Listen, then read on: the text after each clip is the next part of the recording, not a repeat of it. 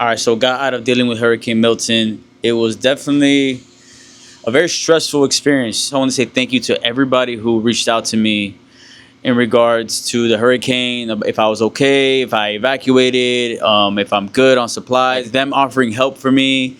I really appreciate that. That means a lot to me. I was overwhelmed with the amount of messages whenever I got service about, hey, you okay? You good? You good? How many people were hitting me up on Instagram, Facebook, text message, calling me. And it was hard for me to get back to everybody because the service was really bad. I love you guys so much, and I appreciate you guys for reaching out. It means I didn't know I was cared about that much. It was shocking to me. So there's a lot of love. Anybody who's ever dealt with hurricanes before knows how stressful this is, and how inconvenient it can be. So, the best thing to do obviously is to always prepare and to make sure that, if you can't leave, you got to get on higher ground, get away from a flood zone. I mean, this is primarily the reason why I would never buy in the flood zone or near the coast, because we get way too many storms, way too many hurricanes, basically every single year. And it's just not worth it with the damage that it causes to your home, to families, to lives. It's just not worth it. So I live a lot more inland. I don't live by the coast of Tampa Bay. I'm on higher ground, higher elevation. We're gonna still feel the effects of the wind. It knocked off our power, which obviously that's expected. And the cell towers are down, so there's barely any service. It probably landed around like 10 o'clock that night. Obviously, by then I already lost power. The wind started picking up, the rain started picking up, and it was just very, it was like, damn, that thing is loud. You know what I mean? It's crazy. We're indoors. We have hurricane impact windows. The home was built in 2011, so it's pretty new, right? Constructed well. The building codes are updated. We're good, but I can only imagine how other people are doing. It's not safe to be outside at all throughout that time. So the news isn't exaggerating being out, not being outside, taking it serious. They're not exaggerating about that. It's true. You should definitely be indoors, and you should definitely get away from a flood zone, because the last thing you want is to not only lose power, but be trapped in the water, and you don't know what's in that water. Living in Florida my whole life, I'm used to these storms happening, so I know what I need to buy in regards to supplies and what's going to keep me alive just in case anything happens and shit hits the fan. So I'm always pretty prepared with that. It's always a bad and shitty situation for everybody, no matter if you've been living here your whole life or you just moved here. It's never easy to deal with. Me being on higher ground, higher elevation, I made sure I packed up everything important to me just in case shit hit the fan. It still did a lot of damage around my area, and especially around the coast, which I don't even know too much about because I haven't been out there, just around my area. Shit's just out of your control. And Mother Nature is just going to act whenever she wants to act, and you just got to deal with it. Now, to anybody who was calling me before, asking me, hey, why are you leaving? Why aren't you leaving? Or why, are you okay? And I didn't answer the phone to you. Let me tell you something. I'll be straight up honest with you. I really appreciate the concern and everything, but it's a very stressful situation. I mean, I'll be honest. I wasn't going to answer to everybody just because I didn't feel like explaining over and over and over and over again of why I wasn't leaving. And I wasn't leaving because my home is very secure, out of a flood zone, very inland. All our neighbors were very supportive of each other. We're all ready to help each other out no matter what. So the support was going to be there. I wasn't going to be alone. We weren't going to be alone. I'm already stressed out enough about it. So having to explain that over again is always gonna be more stressful. And yeah, but overall, I really appreciate it no matter what. It's just, just from my point of view, I don't want to have to explain it over and over again, and I'm just being honest with y'all. But yeah, the power went out. It's still out, actually.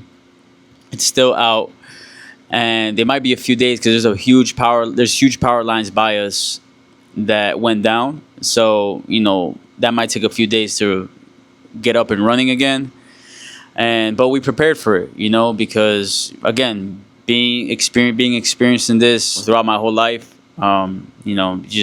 this shit happened. You're out of power, out of AC, no service, and you got to do what you can to survive. That's the most important thing.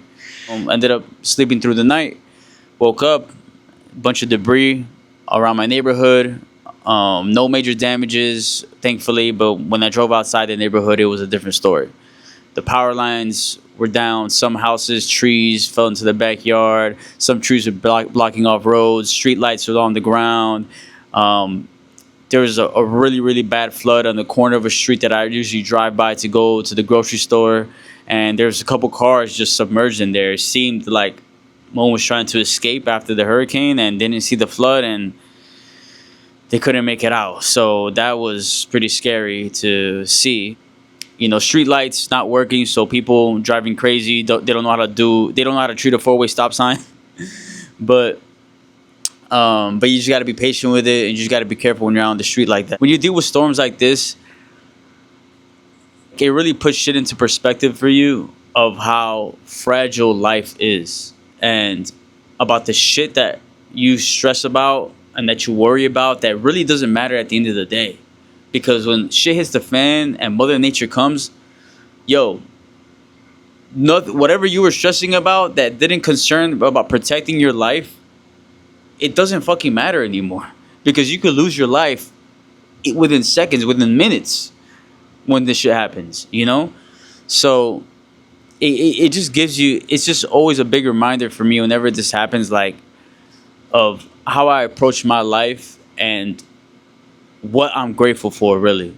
Because me being in a good area, protected area, right, and having my supplies, I mean, I don't have any kids, I'm a single guy, right, so I only need to really just protect myself. But people who have families, I only feel for them.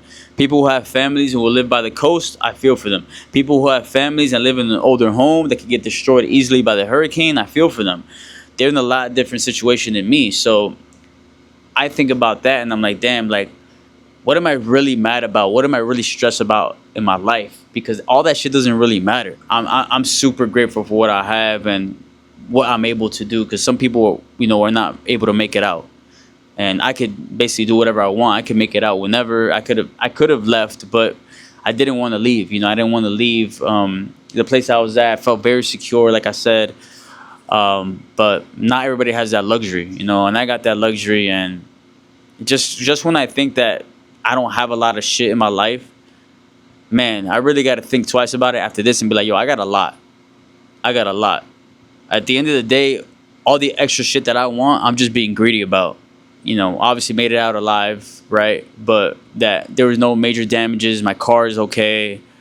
The house is okay, just no power, but that'll come back, it's only temporary. Just embracing the moment as much as I can, everything is in God's hands. I'm a big believer. I'm a believer in God. There's a light at the end of the tunnel. Oh, even being here my whole life, I always get a little shook dealing with a storm like this, but you just got to know how to prepare, and you got to be mentally ready to battle it, because right now it's hard to move anywhere in the state because gas is very limited. That's another thing too. If you try to leave, it's like, it's gonna be tough. And man, God, it's all in God's hands right now. So thank you all again to everybody who reached out to me, caring about me, concerned about me. I love you guys. I love you guys with all my heart. It means so much to me. I was overwhelmed with the messages, like I said.